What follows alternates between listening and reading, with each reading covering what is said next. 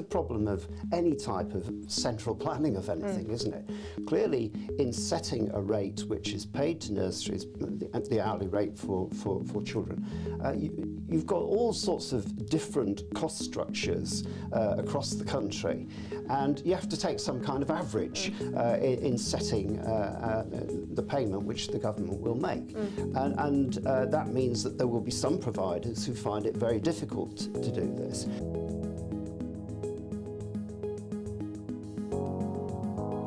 Well, hello again and welcome to the IEA YouTube channel. I'm Annabel Denham. I'm Director of Communications here at the Institute of Economic Affairs, and I'm delighted to be joined once again by Professor Len Shackleton, who is our Editorial and Research Fellow and a Professor of Economics at the University of Buckingham.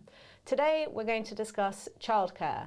It currently costs around £6 billion a year for the government, has very high out-of-pocket costs for parents, but seems to satisfy no one, not the parents themselves, and not the taxpayer, not politicians, nor indeed providers in the sector. So we're here today to explore how we've arrived at this point with childcare and what could possibly be done to address it.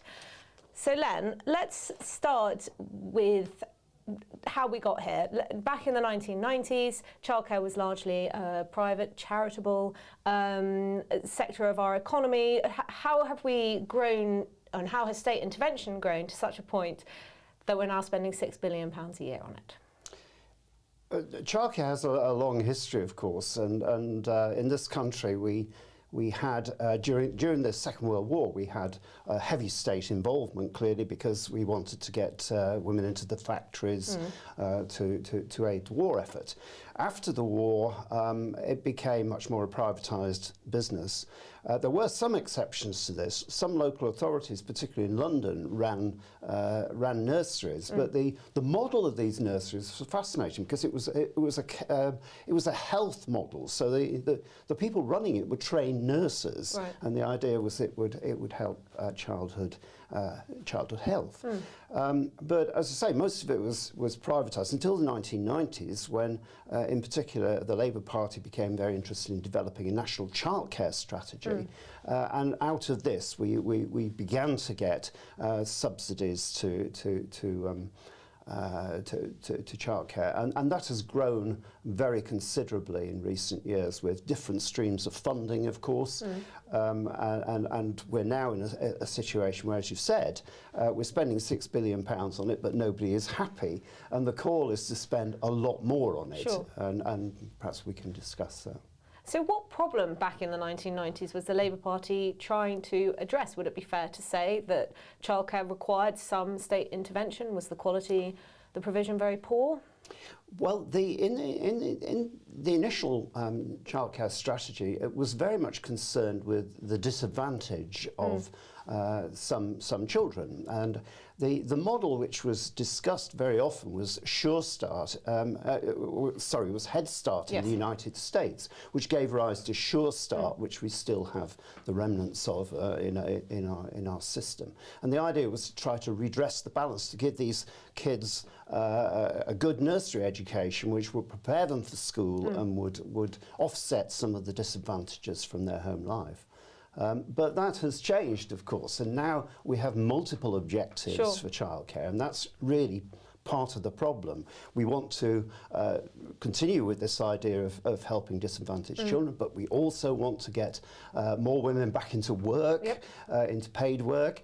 We want to reduce the costs to parents, and we also want to improve the quality of childcare by having higher qualifications and so on. So we've got a whole range of objectives, and that's one of the problems, because how do we know what is successful childcare when we've got these multiple objectives? And some of them are quite obviously conflicting. Well, if you want it to be affordable, then you need light touch regulation. But if you want it to be very high quality, then it's probably going to be need to be more heavily regulated by the government. Yes, and the idea of reducing childcare costs for everybody, which is part of this thing, rather mitigates the idea of using funding to target disadvantaged groups. I mean, if everybody's getting this benefit, then it's there isn't any special provision for disadvantaged families. And I mean, do you think that, I know it's very difficult to measure, but has the government been at all successful in those objectives? Because you read very often about children starting school aged 4 or 5, being completely unprepared, unable to hold a knife and fork, perhaps having had much less exposure to language than other children. So how much is it able really to tackle the educational attainment side of things and equalising between disadvantaged children and those from families that have higher incomes? And how successful indeed has it been on the female labour market participation side? Are we seeing more women going into work, returning to work after the birth of their children? Well, the chief focus in getting women back into work has been with single parents, and there has been some marginal improvement on that, but many single parents are still working very low hours, and obviously they're still supported by universal credit and so forth. In terms of the other objectives, yes, there is a big problem in primary schools of children not being fully prepared for this rather exciting experience of going to big school.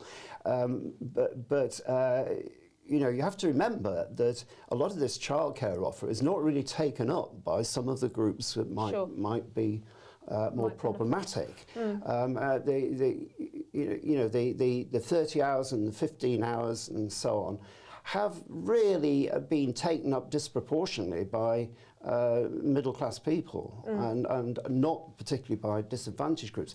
And a thing which hasn't often been noted in these discussions is that some ethnic minority groups make hardly any use at all of this facility, and that may be part of the problem as well.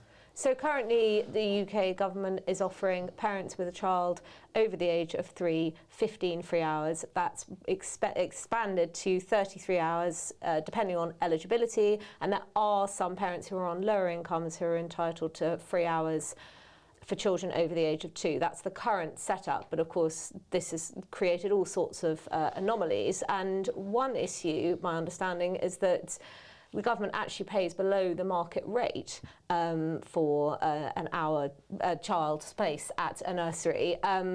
Once parents are entitled to that subsidy, the money goes directly to the childcare providers themselves. So what sort of problems, what challenges is that actually throwing up for the sector itself? Because there are all sorts of challenges with staff retention, nurseries closing, other providers being pushed out of the sector entirely. How is government intervention on the subsidy side throwing up all sorts of other issues? Well, the government, of course, would not accept that they're not paying a reasonable rate for this. But the problem is, it's a problem of any type of central planning of anything, isn't it? Clearly, in setting a rate which is paid to nurseries, the hourly rate for children, you've got all sorts of different cost structures across the country. And you have to take some kind of average in setting the payment which the government will make. And that means that there will be some providers who find it very difficult to do this. And the way in which providers have dealt with this is by subsidising this by getting parents to cross-subsidise it for wraparound care, for extra hours, or for children who are not entitled to this. And this is one of the factors in raising the cost of childcare for, say, under 2-year-olds, or for post-school after-school childcare and things like this. This has raised the price. One factor which isn't often discussed in this is the way they maintain the sector. That is to say, nursery schools which are attached to primary schools or which are run by local authorities, and there are some of these, they receive a much higher rate in order to do this. Right. Because they have a more highly trained, unionised workforce and so on. And this is, I think, one of the problems as well, that this happened actually with the development of state education generally, that if you subsidise the government-provided, local authority-provided care, then you're going to disadvantage the private providers. Sure. So the government is, in essence, pumping up demand through this subsidy. As you've said, there's a lot of deadweight costs associated with that because the uptake is often among middle-class families, perhaps who would pay for childcare anyway, who don't necessarily need that government subsidy. But the other side to this is the growing amount of red tape that the government is burdening nurseries, childcare providers with. So can we just explore that quickly? Sort of what are the main sort of areas of regulation that the government is imposing on nurseries and preschool providers, and what are the effects of that? What are the consequences of that may lead to higher prices, more nursery closures and general dissatisfaction? One area, of course, is staffing ratios, and this is something which, Liz Truss was opening up the question of whether we got that right, because we do seem to have tighter staffing ratios than many countries in Europe, which actually provide very good childcare but don't impose quite those rules. There are some countries that don't have state-mandated childcare ratios at all. Oh, that's right. Yeah. The other element is this early years foundation stage, which is a kind of national curriculum for little kids. And that is a bit of a, between us, I think we have 7 kids who've been through this setup, and as you know, your kids are photographed, and they Photoshop out the other kids, and you get these files with lots of stuff about it. They can pick up a spoon, they can blow their nose, and all these things. String through a piece of penny. Exactly, and all this, of course, is regulated by Ofsted, which is a mega business, actually, because it has to regulate so many different types of things, not just childcare. So that's kind of an issue. One of the things which this has done, I think, is drive out childminders, because childminders are obliged to stick to this the early years foundation stage as well. And there's been a collapse of childcare, of childminding rather, which is a very important type of care, particularly for very small children who maybe can't face the larger environment of the nursery school, but are happy in somebody's home with just 1 or 2 other children. So childminders, we need to boost that again, and there are no signs really of the government knowing what to do about that. And how to incentivise more to become childminders, because again, we read so much about how the numbers are dropping year on year, and little wonder if they've got to adhere to this early years foundation stage, reams and reams of paperwork that they're supposed to be filling in at the same time as looking after your children. So let's perhaps ask, why is it that the government has found it so difficult to deregulate childcare? Because if we take the example of Liz Truss, who wanted to loosen teacher-to-child ratios from 1 to 4 to 1 to 5 for children over the age of, over the age of 2, over the age of 1, loosening those ratios, and there was a fierce backlash. So you had unions complaining that it was going to impose too much of a burden on the staff looking after the children. You had parents who were very concerned about safety issues, and many nurseries, established nurseries themselves, were pushing back against this regulation. So why are we so instinctively opposed, perhaps as a society, to deregulating, and is there anything that the government can do to overcome that? I think, Annabel, this is a general problem. It's not just childcare. No. When the government gets involved, it creates pressure groups, it creates interest groups, it creates a situation where any change automatically brings opposition to it. Whatever the change is, there will be a group that says no, no, no, no. And governments have many different things, many different interests to balance and so forth, and often it's, the simplest thing is to just kick it in the long grass, ignore it, set up a commission to talk about it, and this kind of thing.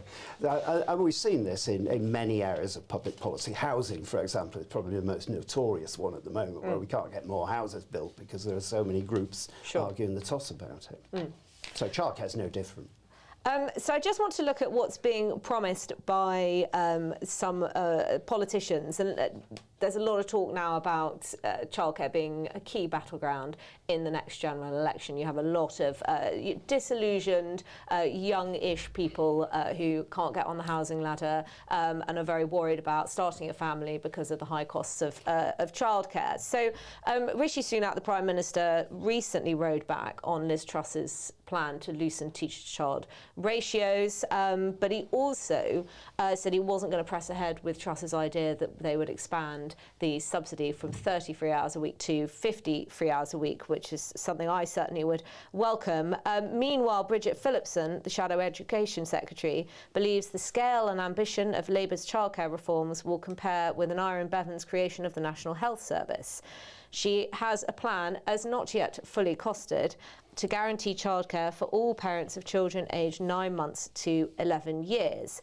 So reading the Labour Party's suggestion, my first thought is, well, how much is this going to cost if we're already spending £6 billion a year on it?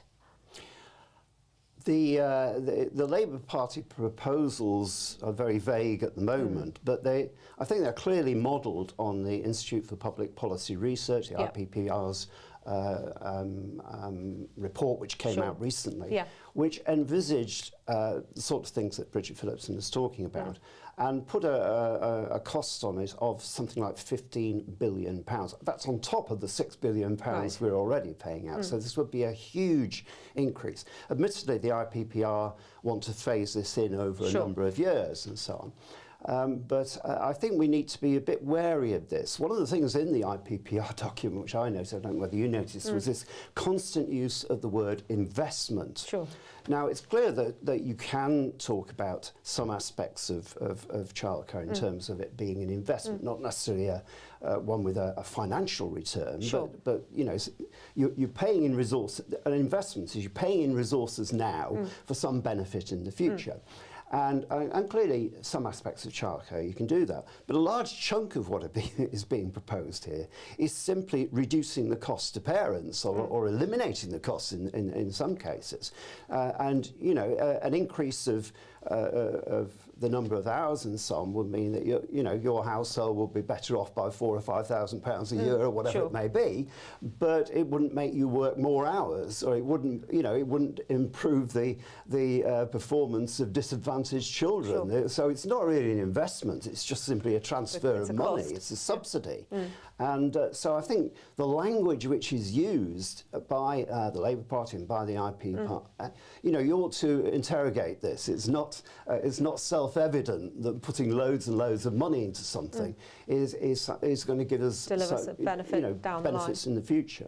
And one thing looking at that report, Len, that struck me was that the IPPR were trying to suggest that some of the cost of extending the subsidy could be recuperated in some way by the Treasury, because we would see a higher female labour market participation. And one of the models I think I looked at suggested that you could see, were you to extend the subsidy, female labour market participation for mums of younger children reach the same levels for mums of older children, which tends to be a bit higher.